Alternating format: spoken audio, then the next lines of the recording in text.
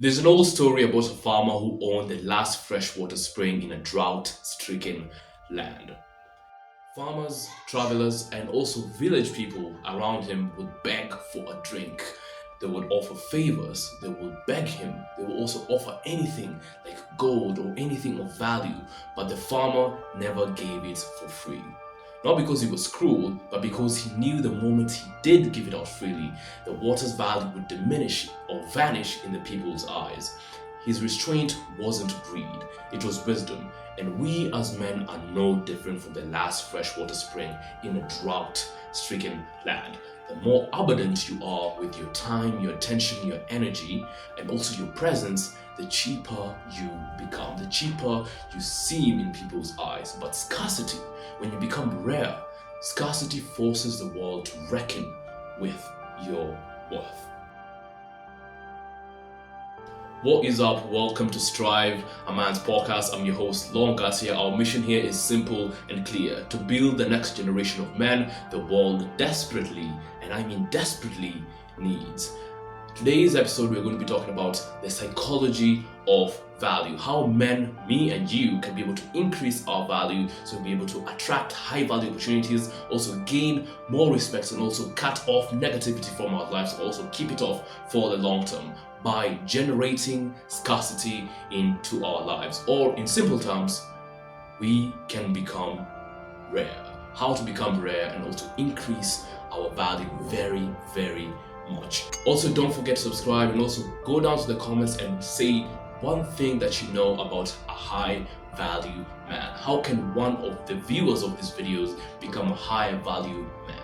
And what is the term high value mean to you? What does the term high value man mean to you? Also, go down to the comments, not even the comments, just slightly above the comments, and subscribe to this channel. It will take you just 3 minutes. 3 minutes pekee. Izosio mingi, please just do that. It will be very beneficial. So in 3, 2, and 1. So, think about the last time you saw a limited edition stamp on anything. It could be a shoe, it could be a ticket to a concert of something, or it can be a rare type of leather jacket. The feeling of missing out on that experience or owning a rare type of clothes that no one else can have instantly makes your brain perk up. That's not marketing. That is human psychology or human nature. Psychologists call this the scarcity principle. It means that we as humans are wired to not only desire but also want in a very, very bad way that which is rare and also that which is withheld from us. Because in ancient mind, scarcity or rare means survival. The last piece of food in winter, that's valuable, but it's also rare. The last freshwater spring, the last food in winter, the only untouched land in war, the final spot in a tribe. The men who understood this at that time, or even at this time, are not only the ones who survived, but also the ones who led those people at that time. Now, fast forward to today. You're the last freshwater spring in a drought-stricken land, but because you do not understand the psychology of value, but before after this video you're going to be able to understand it, sorry, but because you don't understand it but well at this point, you give yourself off to every passerby and to everyone who is passing near you. You continuously text, hoping that they will text you back. Wasted nights, half-hearted handshakes in networking events. You shake hands with everyone out of desperation because this one can give me an opportunity, this one can give me an opportunity, so I have to handshake everyone. I have to go and beg them every single time, hey, give me an opportunity, give me an opportunity. And the moment you do that, you seem desperate. And the more desperate you are, and desperation equals to abundance in this context, the more abundant you are, the more invincible you become.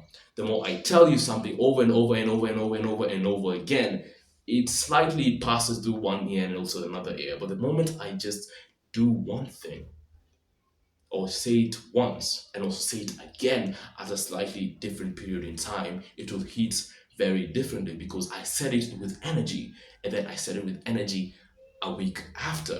But the moment you don't do that, you continuously do this and do this and do this, your value diminishes. because no one notices something which is rapidly there. Abundance is invincible. No one ever notices it.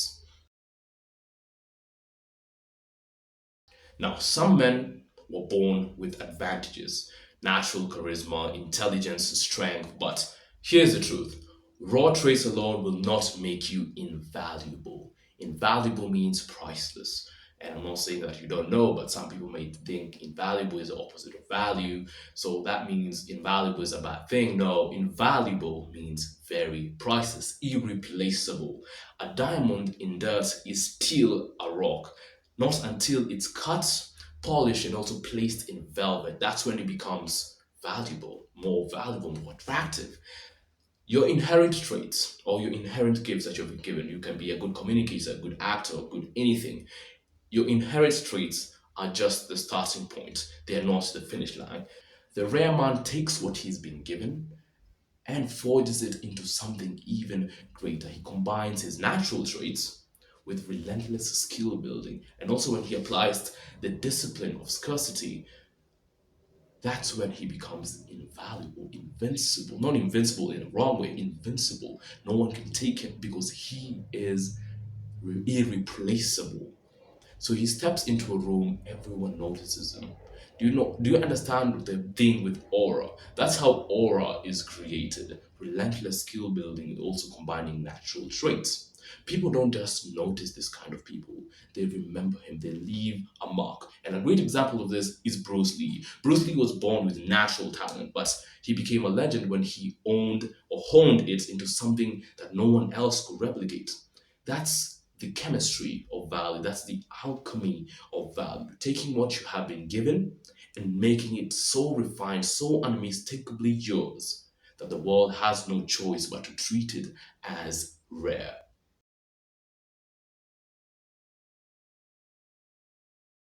So, the Stoics had a concept called secession. That is a difficult word. It took me a lot of time to be able to understand that. Secession. Please, if you had difficulty saying that word, please go down to the comments above to tell me. Secession. Secession meant a disciplined retreat. It wasn't running away or hiding, but it was pulling back to let the world feel your presence. Marcus Aurelius, the philosopher slash king slash wise man slash everything, that man was a lot of things. He would vanish for months from Rome's chaos. Rome was facing plagues, corruption, starvation, a lot of things, but Marcus Aurelius applied secession, the disciplined retreat, not to shrink from duty. He wasn't afraid of duty, that is something that we know. He wanted to return sharper, clearer, and more in command. When he spoke, the governors and the senates listened and they leaned in because they knew his words weren't cheap, and he made them very expensive and invaluable by withdrawing his presence. His silence made his words valuable. That's the first law of scarcity. Your resources, such as energy and time, is finite. Treat it like a war chest. Every yes to distraction is a no to that which matters, and every no you say to distractions is an investment to that which matters. And here's the secret: people won't resent you for making boundaries, they will actually respect you even more. That is if you apply those boundaries or you reinforce those boundaries with absolute certainty and also without any apology. That's the first law of scarcity. Your energy is finite, your time is finite. The inherent things that you've been given, it's very finite. Be very picky with what you do and what you let into your life. That's the first law of scarcity. Some men will hear this particular thing and will say, all right, roger that. I'm going full hermit, full ranger mode, no friends, no family, just pure grind. Me and my journal and my grind alone, nothing else. But that is a very big trap that most people find themselves in, the myth of the lone wolf. Friedrich Nietzsche, a German philosopher who I've become very infatuated with over the months and also over the days as I was researching this video, he had a saying, a very good saying that really perked my mind. The man who separates for too long becomes a desert, barren of any meaning. So, ladies and gentlemen, even wolves themselves need packs. Wolves are powerful, but they still need packs. Lions are powerful. A male lion is very powerful, but it still needs its brothers and sisters and also females. Everyone needs a community. So, what's the solution? The solution isn't isolation, it's curation. There's a Japanese saying that goes like this: better a single diamond than a mountain of glass. Better a single diamond than a mountain of glass. Your circle should be like that, should be like a small, precious diamond, small, unbreakable, reflecting your light further than you could alone. I want you to imagine those two things: a small diamond and a huge mountain of glass. Which one is very easily breakable and can cause so much damage? The huge mountain. When I hit it at the base or at the corner, if I crack this side, the entire place will just topple over. But diamond is super, super hard to break. That's how you should be. Very picky, very, very picky with those people you need to let into your life. And the others can go to hell for all you care. Can go to hell for all you care, because you need to be very picky with who you let into your life. But the myth of the lone wolf, that is something that do not want to hear in anyone's minds. You cannot go full lone wolf. You need a community. That's how we've been created by God. We have been created to be around people, to grow around people. You cannot risk being barren. You cannot risk being a desert, because that's not how humans were created. So here is where most men fail with regards to gaining respect and also increasing their value as men. They confuse access with respect. They think if they're everywhere, liked by everyone, and also shaking hands with everyone, sitting with everyone, they think they've won. But kings don't go around taverns asking and begging for approval. Kings rule. That's what they do, and that's final. And ruling starts with asking a very simple question: does this particular thing or this particular opportunity deserve a piece of my life? If not, out the door with it. If yes, still consider it, because you have to have a very ruthless selection process. Do this not with anger, not even with ego, but with not with the belief and also with the certainty of a man who knows his worth. Here we do not accept cheap. You have worth. Someone else's can be Someone's worth can be larger than yours, but when you know your worth, even that person up there will respect you. So always be certain of your worth and go around knowing that this is me and I am worth it and I am not going to settle for less. So be ruthless with that selection period. And when you walk away from people, opportunities, and also from the old version of yourself, do it with clarity, not with immature ghosting. Ghosting isn't mature. I think that's also something that I needed to work on, and it was a very big perspective shift when I knew this is a habit that I had. Ghosting people, it's not good. Communicate and tell them, hey, this is like this. I need some time, and also I don't want to be with you or something like that. Just make sure you communicate.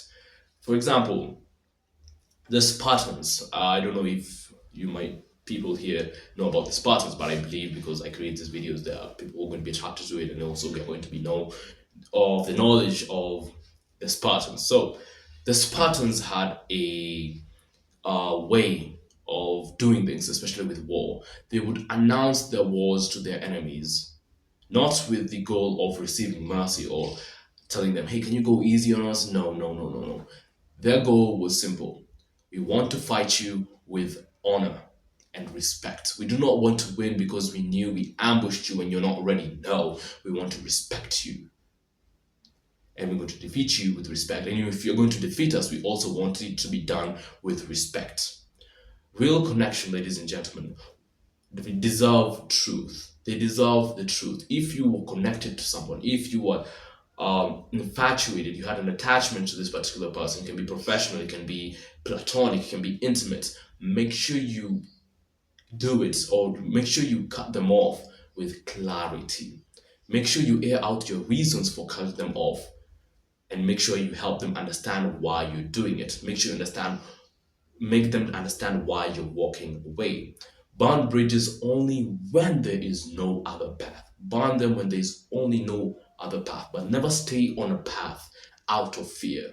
Always be ready to walk away. As I finish off this video, I want to tell you this. Scarcity isn't a trick to help you increase your value, to help you increase it if you apply the things that I've just told you, but don't see it as a trick. This is a way of life. This is the psychology of value. This is a natural law of the universe. We want the things which are rare. We are attracted to things which are rare. The rarest paintings hang in museums. The rarest metals arms the greatest empires of our world. The plutonium arms nuclear bombs for nuclear, what is it called? The armies of USA with the nuclear bombs, North Korea with the nuclear bombs, China with the nuclear bombs, China with manufacturing power and technology. These rarest metals arm the greatest empires, and the rarest men, they don't chase, they get chased. Kenya wants China. China does not want Kenya, in a way. I'm not saying it's bad, because China is in a good place and Kenya is still a developing country, so we need them. So that philosophy can be able to be, not philosophy, but that metaphor can be applied in a good way.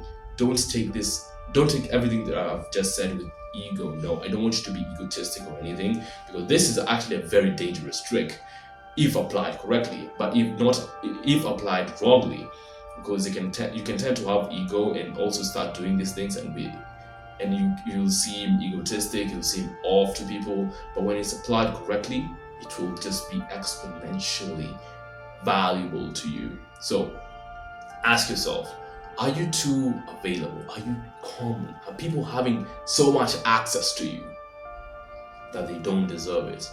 Or are you the last freshwater spring? Are you the last freshwater spring?